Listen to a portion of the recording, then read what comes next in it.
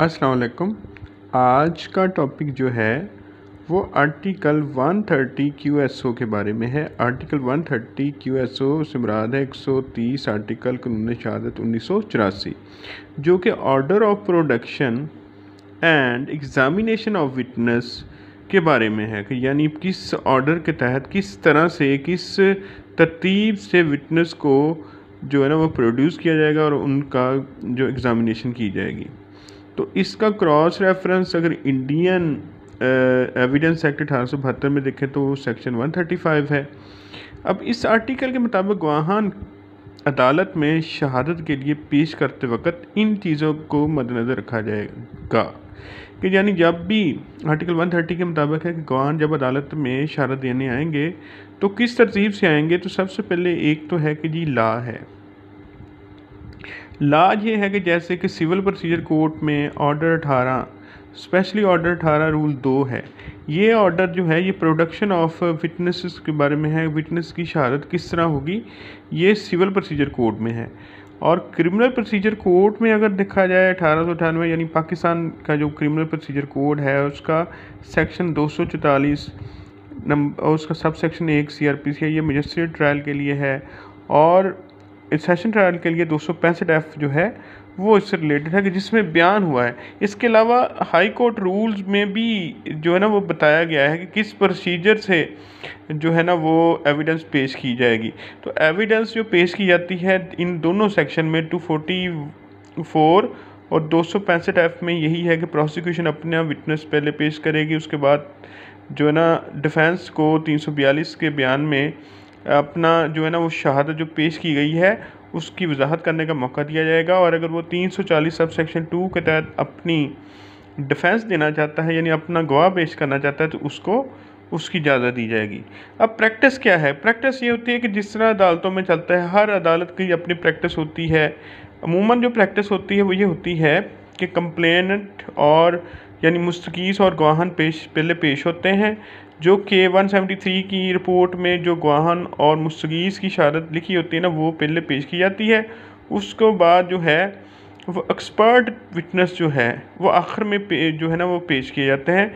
तो देखें कि इस पर जो लैंडमार्क जजमेंट है वो 2007 YLR 2675 लाहौर है, तो जिसमें 130 को बहुत अच्छी तरह से उसको वजाहत की गई है। दोबारा आज हम इसको समराइज़ करते हैं।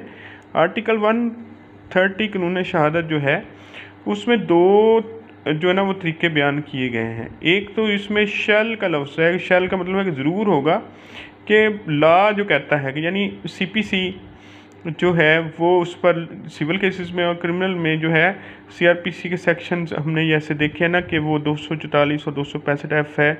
उसके बाद है कि अगर कोई प्रोसीजर नहीं होगा ना तो फिर डिस्क्रिशन ऑफ कोर्ट है, कोर्ट की सवाबदीद है वो किस जो ना वो प्रोसीजर के तहत जो किस तरतीब के तहत जो है वो अदालत में गवाहान को शहादत देने का मौका देगी।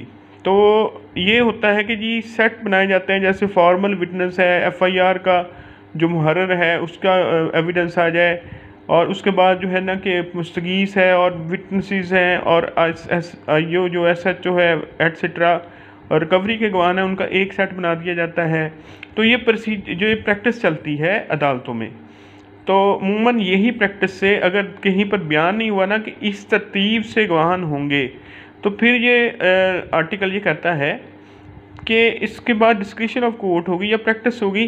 प्रैक्टिस से मुराद है कि क्या रूटीन चल रही है उस अदालत की या उस प्रोसीजर उस जो है ना तरतीब से उस प्रैक्टिस से गवाहान पेश किए जाएंगे। यानी डिस्क्रिशन ऑफ कोर्ट होगी कि वो कहता है कि जी नहीं, ये पहले तो आप ऐसे करें, रिकवरी के कर लें और IO कर लें, फॉर्मल बाद में कर लें। इसी तरह सिविल में भी ऐसे ही है।